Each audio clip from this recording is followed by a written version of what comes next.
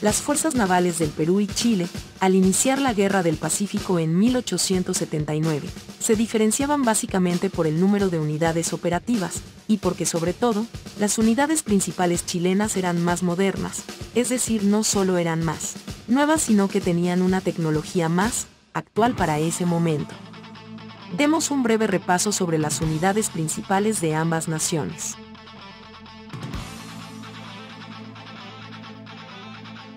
Chile y Perú tenían cada uno una dupla de unidades principales destacables. Perú disponía del monitor Huáscar y la fragata blindada Independencia. Estos barcos fueron unidades de guerra que para el momento de su adquisición eran competentes hacía más de 10 años atrás. El monitor Huáscar era un buque relativamente experimental, que evolucionaba la idea de los ironclads como baterías cañoneras flotantes en Crimea o las versiones de torretas giratorias bastante vistas en Hampton Roads pocos años antes de diseñar estos dos buques. El Huáscar versionaba así la fórmula de los monitores de la Guerra de Secesión norteamericana, llevando en su cubierta una evolucionada torre Coles. Básicamente era un fortín giratorio que podía disparar hacia casi todos lados en comparación de los clásicos navíos, que disparaban solo hacia las bandas. Los primeros ironclads se limitaban a ser casi una mera plataforma de disparo, movible ya que casi no maniobraban para las tácticas de combate y se desplazaban a velocidades que no llegaban a los 5 nudos, mucho menos podrían desplazarse en alta mar. Así, navíos como el Huáscar aplicaban la idea del monitor, pero sobre un buque de alta mar que puede maniobrar, ir a altas velocidades y por supuesto, pelear no en ríos y lagos, sino en alta mar. Además disponía de un efectivo espolón que le sirvió muchísimo pero limitó el rango de tiro de la torre Coles hacia el frente. Por otro lado, esta torreta de disparo era muy lenta para rotar. De modo que después de tomarse nota sobre el potencial de esta arma en acción, se apostó por desarrollarla y pocos años después la veríamos en las cubiertas de todos los acorazados modernos dentro de menos de una década. Por su parte, la fragata Independencia no era un ironclad experimental como el Huáscar. Más bien era un navío moderno en su momento de construcción. Fue la típica fragata blindada, con fila de cañones hacia las bandas y un casco con revestimiento metálico. Construido muy pocos años después de los primeros ironclads como lo fueron el Gloire, el Warrior y la Numancia, el primer peldaño en la escalera evolutiva hacia los acorazados modernos.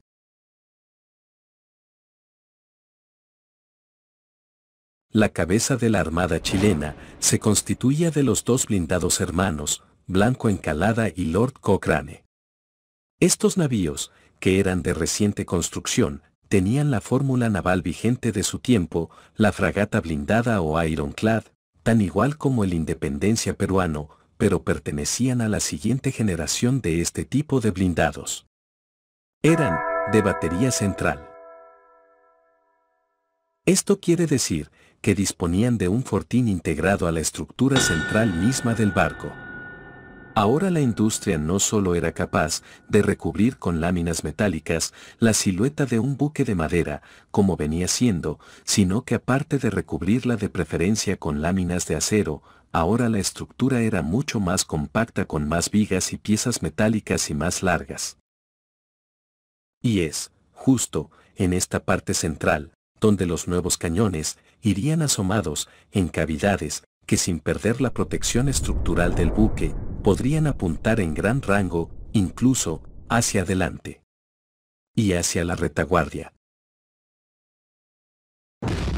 Las piezas de artillería de estos acorazados irían evolucionando hacia tener un ánima rayada que hiciera disparos más precisos, así como manejar un calibre bastante grueso.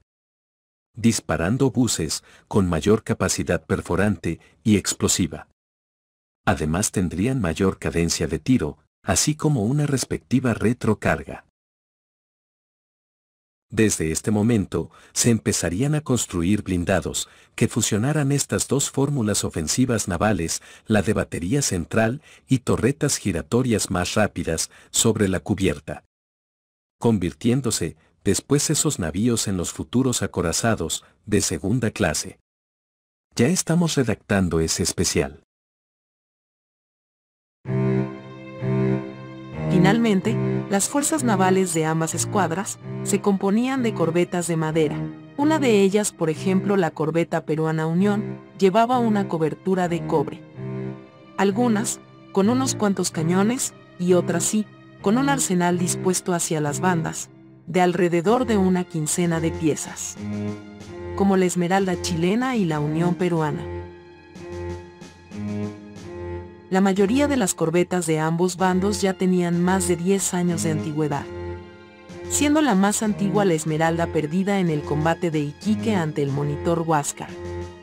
Por último, Chile contaba con la antigua goleta Covadonga, y Perú con los monitores Manco Cápac y Atahualpa, que fungirían como una fuerza de defensa, mas no de ofensiva.